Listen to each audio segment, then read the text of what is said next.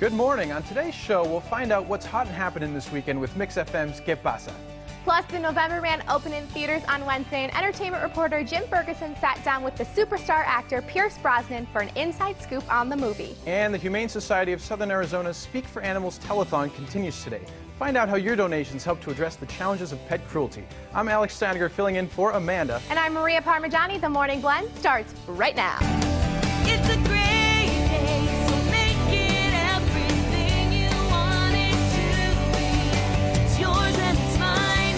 It's a great day to shine. If you're looking for something to do this weekend here in our old Pueblo, we've got you covered. Mrs. Grant is here from the Bobby Rich Morning Mix on 94.9 Mix FM to give us all the details on what's happening around town. Welcome, Mrs. Grant. Hi, happy Friday. Thank you so much. Finally, right? Oh, and first, U of A home game. That's right. Yes. Something to be really Super excited exciting. about. Last night was Bear Down Friday. Yes. Bear Down Thursday, rather. Yes. Well, they call it Bear Down Friday. You know, it's that thing. I think Labor Day shows up. You end up with a weekend, you know, this long weekend, little and it mixed throws up. everything off. Yeah. It's like games are usually Saturday night, Bear Down Friday is usually Friday, and everything just shifted. And that's okay with me. I agree. Because it should be a great game tonight. They're playing against UNLV, the Running Rebels, and kickoff is 7:30 at Arizona Stadium. Nice. So it should be, and you can still purchase tickets. You can I like to go to ArizonaWildcats.com, and then I can look at the schedule and the roster, and you can actually purchase tickets. Nice. You know, I haven't been in there since the renovation. I heard it's going to be really Oh my nice. gosh, so incredible. That big screen that they put.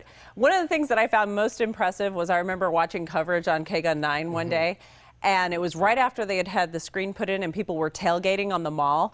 And the shot, you could look over their shoulder, and from the mall, you could actually see the game display. on that huge screen from out in the mall where the tailgating was. It's super high quality, right? Oh yeah, extraordinarily high quality, That's boy. exciting. It just makes you more excited about the whole Rich Rod era and this team, and everybody's fired up. So I'm really looking forward to it. too. 7:30 tonight at Arizona Stadium. Sweet. So that's one of the many things that is going on. You guys are aware of the Boneyard. We like to call it the Boneyard. Yes, of down course. at Aerospace. Davis Mountain. Yes, exactly. It's otherwise known as AMARG, which stands for Aerospace Maintenance and Regeneration Group. Nice. The military does love their acronyms. They do. The official names. And it's like, oh my goodness. Well, usually you can't tour that. You can go to Pima Air and Space Museum and you can tour and do that kind of thing. Well, they're doing a Labor Day Saturday tour. Ooh.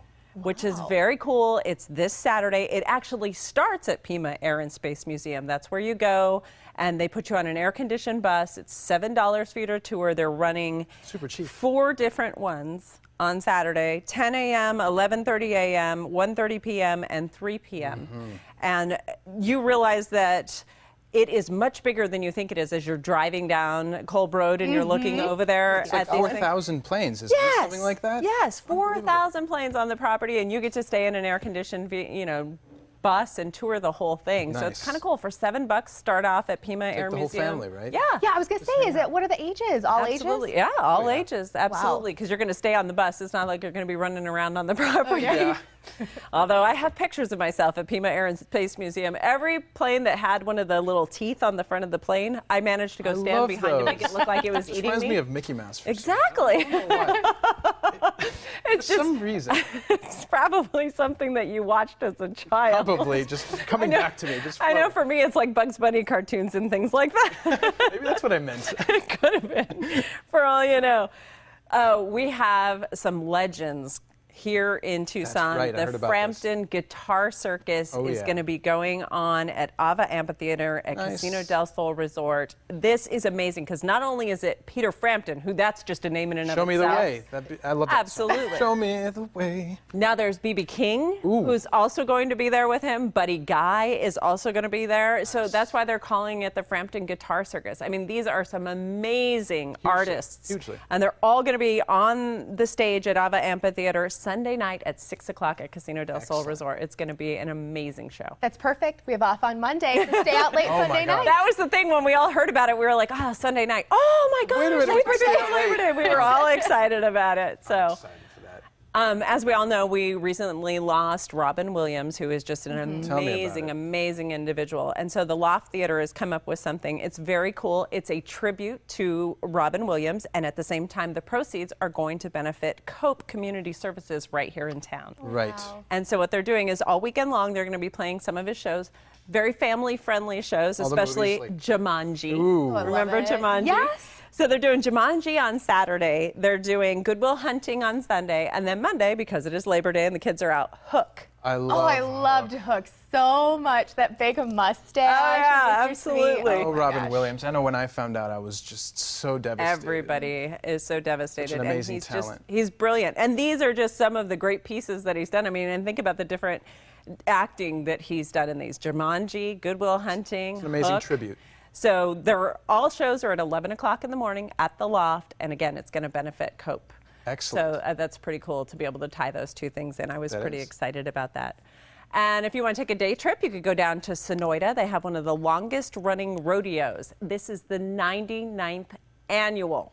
Oh, my Holy goodness. mackerel. Right? Sonoyta Labor Day Rodeo. It's at the Sonoyta Fairgrounds. It's all the things that you expect from a rodeo, classic timed events, racing, wild horse races, team roping. And it's going to be Saturday, Sunday, and Monday. That sounds fantastic. Bring water, right? Absolutely. Got to bring water anywhere you're going to be this weekend. It's going to be so warm, 101 degrees Gotcha. out everywhere. But Oh my it's gosh. going to be great. And really quick, before we have to go, you've got one more for us.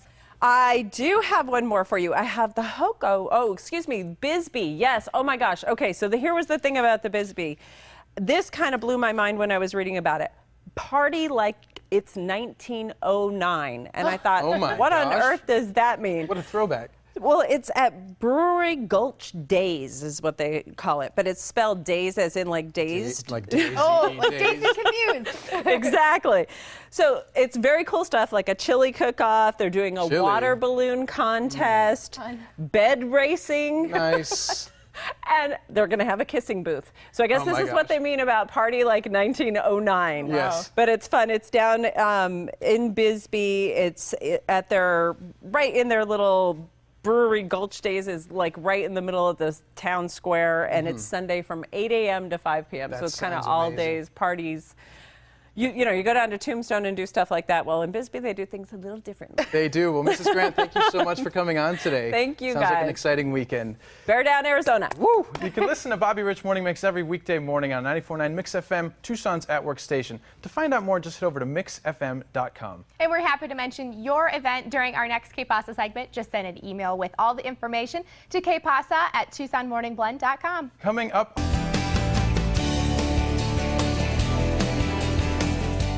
Building a strong drug-free community is a shared responsibility, and our next guest makes it their mission to educate parents focusing on the South Side neighborhoods about being good examples for their children, especially this holiday weekend. Diana Jimenez-Young from LPKNC is here to tell us more. Thanks so much for coming on today. Thanks for having me. How you doing today? I'm doing well, thank you. Great. So tell us, for the viewers who haven't seen LPKNC before, what are they all about?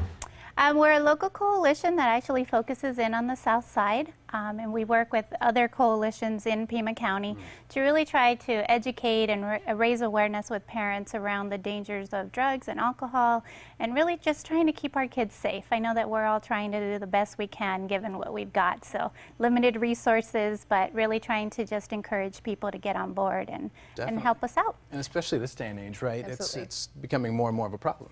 Yeah, absolutely. One of the things that we know is that our kids are really faced with so many pressures, and always the pressures to want to make the right decisions, but then there's always those things that are going to get in the way to say, well, do they make the right decisions or Right. do they not, especially when they're out of the eyes of parents and caring adults. Right, you think of the little angel and the little devil on I their know, right? shoulders. Which one is taking over? Absolutely. And how do you teach? You know, how do you talk about the safety for these adults and children? Are there programs that you offer? Absolutely. A lot of them are really just campaigns that we take on in community. A coalition is really built around the people that really are invested in their community, because we know that they know best in how to really solve their challenges and areas of growth. And so we come in just with the community process, and we help them really plan around their goals of what they want to do. And part of that is really engaging parents. Oftentimes parents are so busy, and we believe that, you know, because they're not available or they're not there, that they are not caring or they're not involved. Right. But the reality of it is that it really does take a village. And so this is just kind of a process to really take a look at geographically, you know, where are some of the issues that we're having and how can we better solve it as a community. Right, and you mentioned the parents, and really there's two sides to the equation. There's also the kids part, and there's actually a way for kids to get involved with LPKNC. So tell us a little bit about those programs. Absolutely. So my main job is actually a program director with Child and Family Resources. So we are a partnering organization with the coalition. And I spend a lot of time in schools and with school districts really trying to raise the youth as resources. So sometimes we look at youth as we do 2 or 4, but in our process we actually do with youth. So youth leadership, youth development, positive role modeling, where they can do a lot of peer-to-peer engagement. And actually a lot of the work that they're also doing is working with parents and educating parents from a youth perspective. Nice. And really saying, this is what's important, this is what you need to know, and this is how you can better communicate and care for us and share a lot of the hard topics Right, that sometimes we don't want to talk about. Well, and for the parents, it's sort of like help me help you, right? Absolutely. Definitely. Absolutely. And so, how widespread is underage drinking these days? I mean, are there hard and fast numbers, or what are the catastrophes like? Well, our numbers really show us here in Pima County that we do have an issue around underage drinking. But the reality of it is that, you know, most of our kids are making great decisions. And so part of what we're also doing is the social norming campaign, is that typically there's this perception of what is normal or what is typical behavior. Right. And so we kind of blanket that all kids are doing drugs, all kids are doing bad, all kids are ditching. And the reality of it is that they're not. So we really want to take a positive spin and really trying to celebrate what are the great things that most youth are doing. Because I think that as a parent, to be able to see that and say, that's me too. Yeah. And you see that in your child, and you see that in the successes of not only in your child, but in the school and the community is really, really important for us. Of course.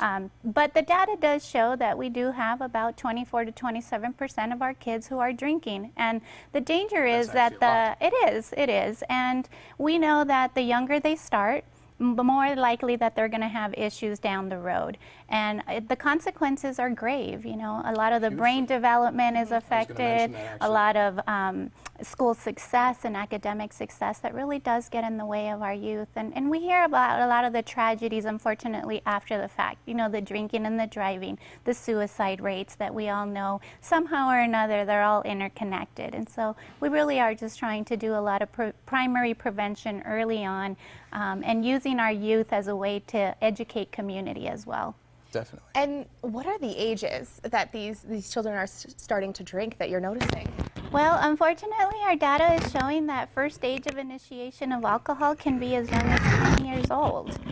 First age of initiation of marijuana use is about an average age of 12 these days. Oh my gosh. And so we are seeing it younger and younger, and that is why we are concerned. You know, there was a time when we were only working with high school youth, and now we're saying, okay, middle school, and now there's this concept of how do we catch them even earlier than that.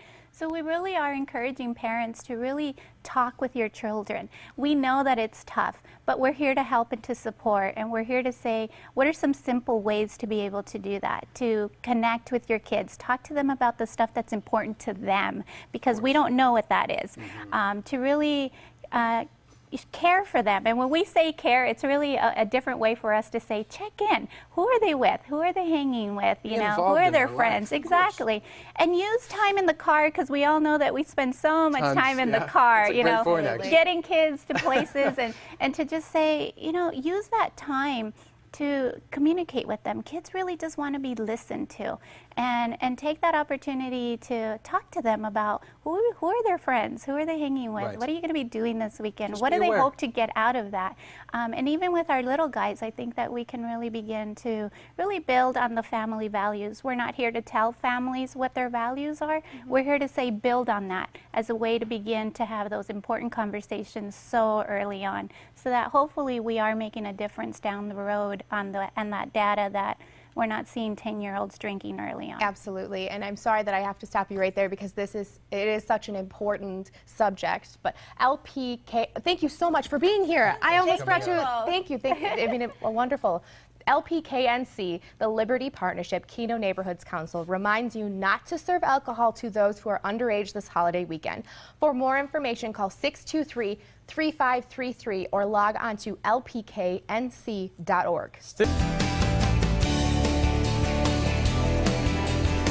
Welcome back, Blenders. So Pierce Brosnan is well known for his role as James Bond, and he's back again playing a spy, but with a twist. Ooh.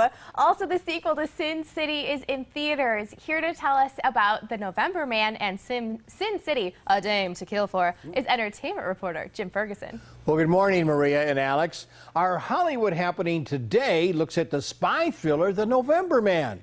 Pierce Brosnan stars as Peter Devereaux, a man now living a peaceful life who was reluctantly lured back into his CIA role for one final mission.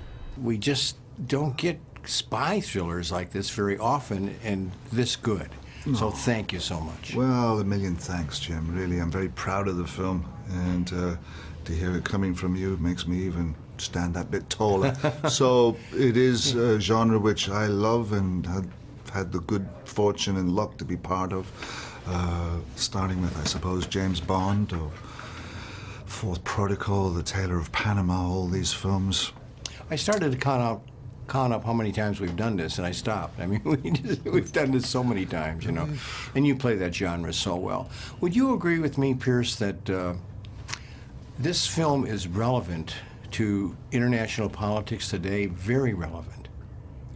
We seem to have hit the nail on the head somewhere along our storytelling embroidery here. This project is, we optioned this book, my producing partner, Beau Marie St. Clair, and myself 5 years ago, and then some. And we wrapped the story. It was set in Berlin, and then we wrapped it up in Belgrade. We gave the persona of Belgrade the setting. And the sweet irony is that it does have a relevance today with what's happening with the Ukraine, Russia, Putin, and the shenanigans he's getting up to, and the manipulation and the propaganda of our countries and ways. So yes, we seem to have a relevancy, and that's just luck.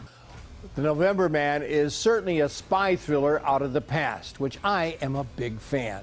Pierce Brosnan, who is internationally known for his portrayal of James Bond in the 1990s, has had plenty of experience in the world of espionage. He's still a spy for our times. Beautifully shot in Belgrade and directed by Roger Donaldson, some of the action scenes are a little bit unrealistic, but for a spy thriller, it's fantastic. It's rated R, my grade a B+. How did I get here? What have I done? You're the only man I ever loved. Death is just like life in Sin City. It always wins. Co-directors Frank Miller and Robert Rodriguez reunite to bring Miller's visually stunning Sin City graphic novels back to the theaters in 3D in their newly released Sin City, A Dame to Kill For. I really enjoyed the film in 3D that really enhances the graphic novel. Yeah. Brings it to life. Yeah. I mean, it's a very stylized world. When you look at his graphic novels, they're done in such a stark black and white that you can't capture usually with film. That's why I had to do the whole thing in black and white, I mean, on green screen, to make it a digital effect. And I thought, it's so focused in where you're supposed to look because he eliminates what's not important. That in 3D would really pop because, you know, if you go see most 3D movies, you don't know where to look. There's just so much that's in 3D. It's kind of just, it just keeps coming at you. Where there's such an absence. You know, it's just this character and her eyes and her hand coming out. And it focuses it so much that you really feel it, that you really feel you're in that world. Yeah. And Frank, the opening scene, Just Another Saturday Night, featuring Mickey Rourke in the club, Katie's Club. Wow, I mean, that just grabs you right from the beginning. You just want more, you know what I mean? Yeah. Well, it's a, you know, cartoonists tend to work from a, you know, a rather simple rule. We think about things that we really like to draw, and we come up with stories to justify doing them. And in my case, high among my list are beautiful women, tough guys in trench coats, and antique cars. And so Sin City's just full of them. Now, who wants to play? When Sin City opened in 2005, the film was a global box office success. Shot entirely on green screen, some of the stories in A Dame to Kill For are prequels to the first movie and takes on an even bolder look than the original Sin City. It's loaded with strong women, vile villains, and with an all-star cast and Rodriguez's 3D touch, it's better than the original. It's rated R, my grade, a bloody B. I'm going to see you right here next Tuesday on The Morning Blend.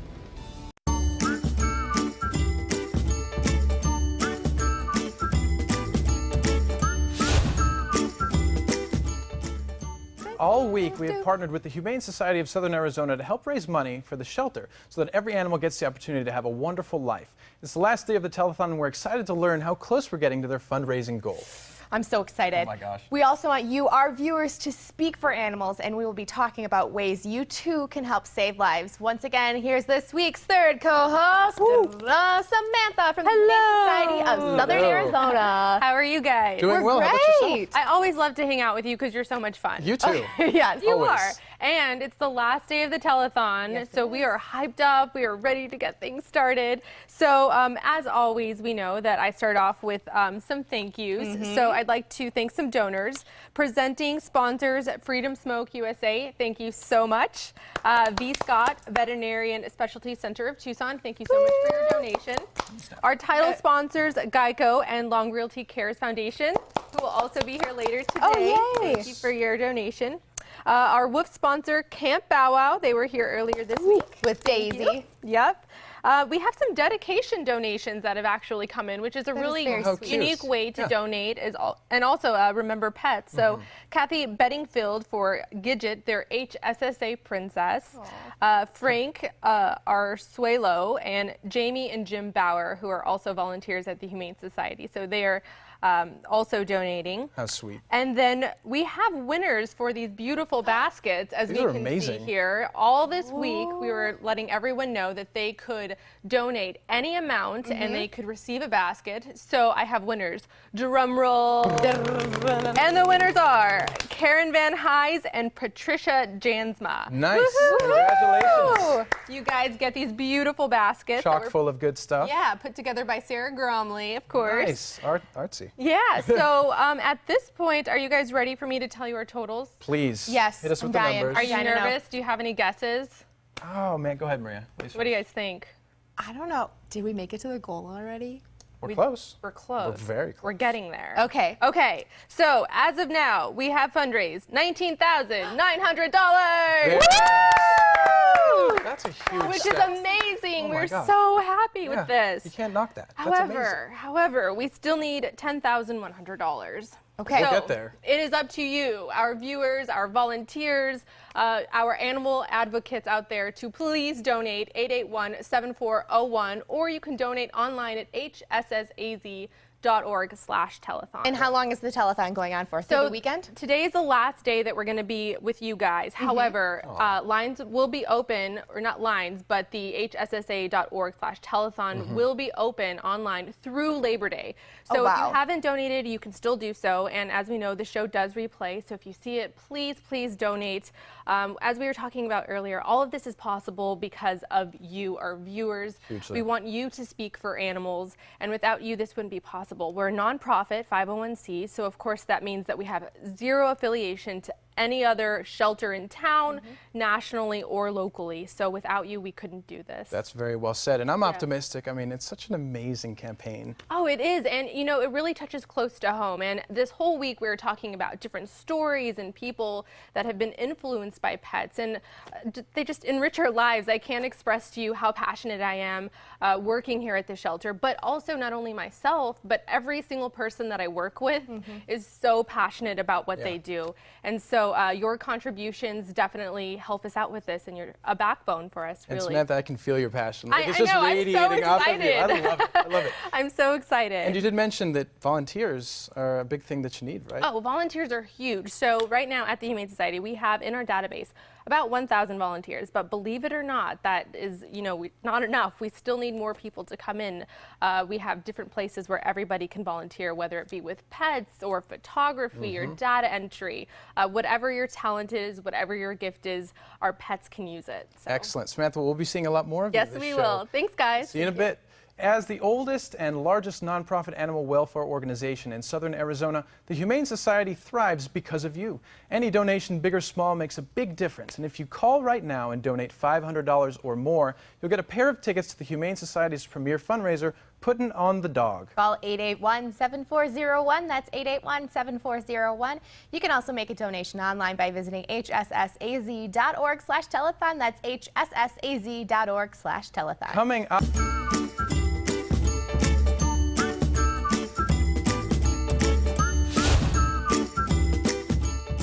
Welcome back to the Speak for Animals Telethon. Animal cruelty can be heartbreaking, but when it happens, the Humane Society is here to help. We'll talk to an investigator who works with the Humane Society to catch those who are responsible. But first, take a look at this story from KGUN 9's Craig Smith about Vanna and Lily and how the Humane Society saved these beautiful dogs. How's it going? Hey. Vanna and Lily are shockingly friendly after the shocking abuse they endured. One of Vanna's ears is simply gone. Both show wounds that mark them as bait dogs, docile animals used to train more aggressive dogs for fighting. Sheriff's Detective Robin Crehan says just watching an organized dog fight is a felony. And people who fight dogs are often involved in other crime too. So whoever freed these dogs showed some courage. It's understandable that they don't want to come forward and identify themselves. Now investigators hope you can lead them to the abusers. Maybe you've seen signs of dogfighting without even knowing it. Maybe if you have a neighbor that you can hear their dogs but you don't often see them, or the dogs are transported a lot, brought in and out of the property, that's a sign that something's going on. You see a lot of activity after dark and on weekends. As for Vanna and Lily, they have some vet care ahead, but before long, someone should be able to take them home to a better home than the one they escaped. Vanna and Lily are two dogs that are so bonded together. If you notice, one will follow the other one everywhere they go. And they're just a bonded pair, so we don't want to split them up. We want to make sure that they're adopted out together. That's an unbelievable story. Animal Cruelty Task Force investigator Mike Duffy is here to tell us why your donation to the Humane Society is so important in helping abused animals. Good morning, Mike. Good morning. How are you for having today? me. I'm fine. Thanks for having me here. Welcome. So what's your position? I'm the cruelty investigator for the Humane Society. I'm also the co-chair of the Animal Cruelty Task Force of Southern Arizona. Fantastic. And so how aware do you think people are of cruelty in our community? I think there's a significant number of people in the community that are aware of cruelty. I think there's also a significant number of people who don't know how to report cruelty. And I also think there's a lot of people that don't understand the difference between keeping an animal in an unkind manner and what is actually enforceable under the animal cruelty statutes. And that's our job at the Humane Society, is to educate the public as to who can do what, when, and how do you report it. Right. Wow. So can you go into a little bit about that? What is okay, or when does the Humane Society actually step in and say that's enough is enough? Well, Arizona has some of the most advanced and progressive animal cruelty statutes of any state in the United States. However, there's no provision in the state law for what you do with an evidence animal. So all of the agencies that have people that are on the Animal Cruelty Task Force, they're volunteers that volunteer to do the work and help each other do their cases. There's no money to take care of the injured animals. The Humane Society steps up and makes those injured animals well, gets them into a forever loving home, and if they're needed in court for prosecution, then a live and healthy animal is taken into court as an evidence animal. And that's what Vanna is. Vanna is an evidence animal. She was a cruelty victim. You can't see it because the camera's so far away, but it appeared to us that until we know the story completely, we believe that her ear was partially bitten off, and then somebody used a knife or another sharp instrument to completely remove the ear. She and another dog similar to her were found outside the Humane Society fence during the hours we were closed. She was tied to the fence, the other animals just wandering nearby. We have made her well. We're trying to get her into a forever loving home, but we will make her available as an evidence animal if it ever goes to court. Right. But we need the public to step up and tell us where this dog came from. She has some very unique black markings on her. One is sort of heart-shaped on her left hip, and we're sure that somebody in the public has seen her somewhere before. Definitely. When that happens, I will help that agency put their cruelty case together, and we will prosecute that individual that did this to her. In the meantime, the Humane Society needs funds to take care of the injured and sick animals that come to us that are victims of animal crimes. Right. And Mike, you've been doing this how long? I've been doing animal cruelty investigations since 1999. I've been with the Humane Society since 2007 when I retired from the Sheriff's Department. Wow. And so in your experience, I mean, you must know the best way for people before going to the Humane Society. How do they deal with animal cruelty? If they see it, how do they report it? What's the best practice? We advocate that people always call law enforcement first, a 911 call. Okay. The problem is I continue to train dispatchers and people at the call center for the emergency services. They're not always an individual that's been trained as to what cruelty is and what it isn't. It's up to the citizen to convince that person on the other end of the phone to get law enforcement to respond, to take a look. It's up to law enforcement to decide if it's a criminal matter or not. So call immediately 911, and 911 will come to you. Is that how it works? 911 will send a police officer to that location. If the location the officer gets to is confused, then they have access to me 24 hours a day. I will walk them through it is what they see and what they need to do next, and who the detective is at their agency that handles animal crimes. Definitely. And in your view, tell us why you think it's important for people to donate to this telethon and how important it is to the community. The Humane Society spends a lot of money taking care of victim animals from all the 86 members agencies that are on the Animal Cruelty Task Force. A lot of them have no funding whatsoever or a minimal amount of funding. The Humane Society eats the lion's share of those veterinarian bills to make these cruelty victims well. So those donations are going to these animals that have been abused and can save them and give puppies like Vanna and Lily a great home. That's correct. This adorable little doggy. So I mean, and she's a beautiful dog, and she's very healthy, obviously, right? Despite that.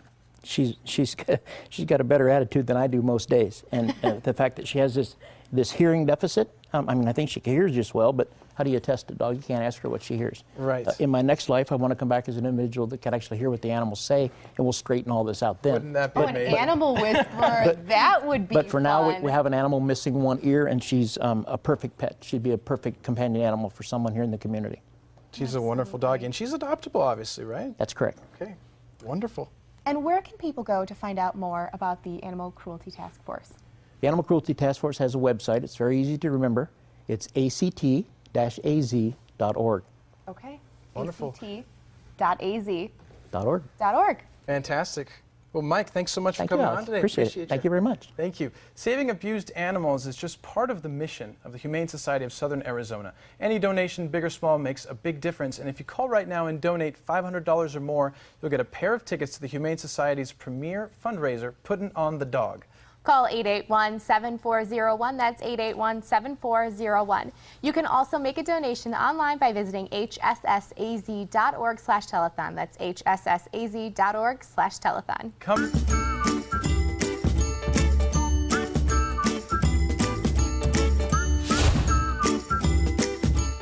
Welcome back to the Humane Society Speak for Animals Telethon. Individual donations to the Humane Society are very important for them to continue the work that they do, as well as donations from local businesses. One of those businesses is Long Realty. Martha Gonzalez is here from Long Realty Cares, along with Humane Society of Southern Arizona CEO Maureen O'Neill and Chief Operations Officer Brandy Burke for a special presentation. We'll chat with them in just a moment, but first, take a look at this.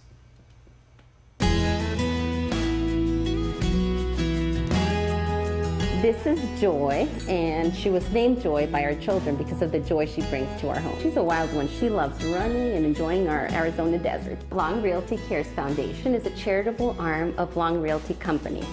I'm overjoyed to announce that we have donated over $2 million to 170 local charities.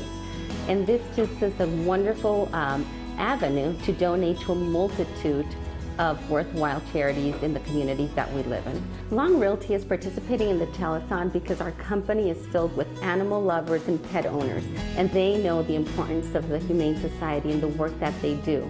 We feel that getting pets adopted, giving pets a second chance in life, is all about what we do, having a home. People see their homes when they're purchasing a home, They're looking for their family to have a place to call home, and that includes their pets. They become part of our family, and they're very important in our lives. To learn more about Long Realty Cares Foundation, please go to www.longrealtycares.com.